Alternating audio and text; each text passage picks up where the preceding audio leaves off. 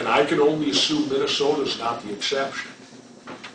Did you know the CIA's implanted in your state government? No.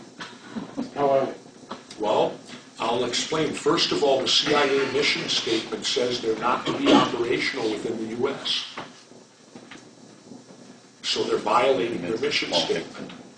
Well, in Minnesota, only the governor and the chief of staff are aware of it.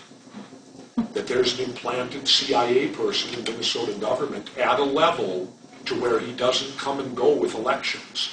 It's a permanent position. Why? Why do they violate their own mission statement? And I can only assume Arizona. I don't know if you have one, but I don't believe Minnesota is the exception. Did you know who it was in Minnesota? Yes. And what was the position in Minnesota? The position was at a deputy level in one of the... You know, I won't go far enough to say, I won't say names because I'm not going to get Valerie Plain. Was it an agency type position? Well, it's an upper level management position. Okay. That's permanent. In fact, when this person retired, I was then introduced to the new one.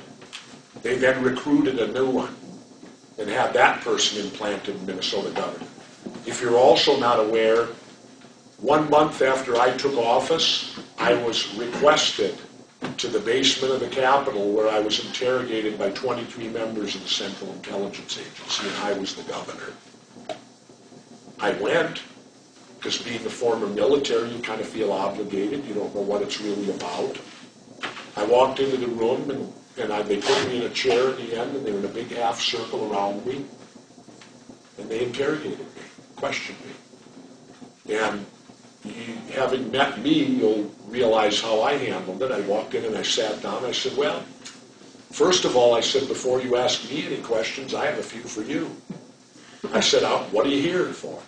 I said, your mission statement says you're not to be operational in the United States of America. Why are you here questioning me? And why are you violating your mission statement?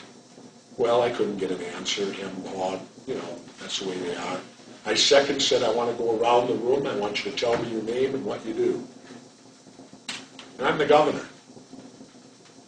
Half of them wouldn't. Half would.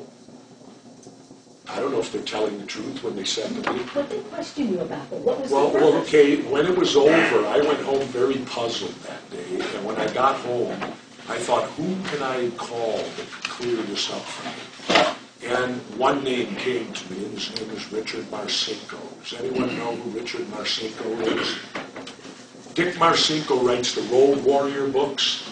He's a 32-year member of the Navy SEALs. He created SEAL Team 6, the anti-terrorist unit. He created Red Cell.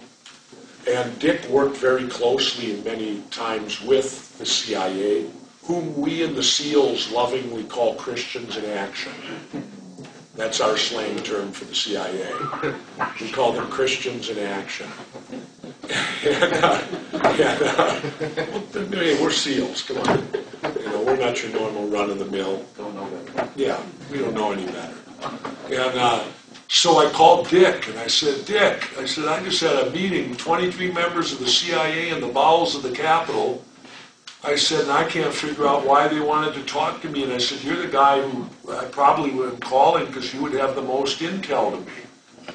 And Marcinko started laughing on the other end, and I said, he said, I've been out of it now a few years. He said, I can't directly tell you why, but he said, I have a pretty good idea why.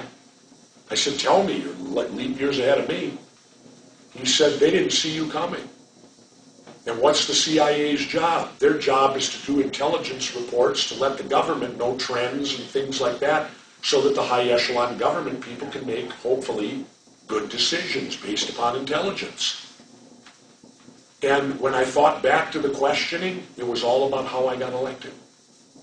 He was right on. They wanted to know what I did. I don't know, maybe to stop it from ever happening again. Who knows? But that may be it. I don't know. But that was what the essence of the questions were all about, how I got elected. Da-da-da-da, da-da-da-da-da-da. And like Dick said, they didn't see you coming.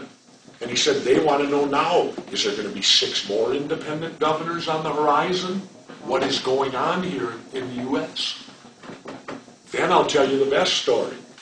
which is in the book also. I'm ruining the book. Which is available for sale tonight. Yes. When I went to It's well worth Cuba, when I went to Cuba over my country's objections, so the administration's objections, I was there for 5 days, and Castro gave me 3 of his personal bodyguards and an interpreter. I had my 2 regular bodyguards, and ironically, Castro allowed my guys to carry their guns the entire time they were in Cuba, except when I met with him. Then they had to turn their, which I don't blame, they had to turn their guns over to the Cubans, and then as soon as Castro was gone, the guns were immediately returned. But I could understand that, because after all, we have attempted to assassinate him on a few occasions. Wouldn't that be called terrorism? If your intelligence community goes out and attempts to assassinate another political leader, I would classify that terrorism. Well, I understand that. That's part of the old hypocrisy and double standard and all that. But the Bush administration did not want me going. And when I returned, I actually thought about contacting President Bush and seeing if he would okay my passport again. By the way, they suspended my wife's passport. They would not allow her to accompany me. Now, aren't we home of the brave, land of the free? My wife was not allowed to go to Cuba with me. Word came, Castro apparently has informants everywhere. I guess when you're a dictator, that's standard operating procedure. And an informant came up to him, or came up to one of my 3 bodyguards and whispered something. The bodyguard then told the interpreter, who told my guys, who then told me.